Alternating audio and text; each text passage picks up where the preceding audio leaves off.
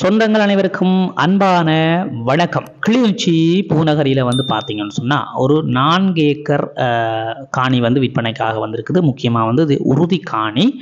பார்த்தீங்கன்னா உங்களுக்கு தெரியும், பூநகரி சந்தியிலிருந்து ஒரு 400 மீட்டர் தூரத்திலான இந்த காணி வந்து அமைஞ்சிருக்குது. அதாவது வந்து பூநகரி மத்திய கல்லூரிக்கு அருகாமையில் தான் அமைஞ்சிருக்குது. நல்ல ஒரு இடத்துல அந்த பூநகரி மன்னார் பிரதான வீதிக்கு அருகாமையிலேயே இந்த காணி வந்து அமைஞ்சிருக்குது. இது வந்து பார்த்தீங்கன்னு சொன்னால் ஒரு வயல் காணியாக தான் இருக்குது.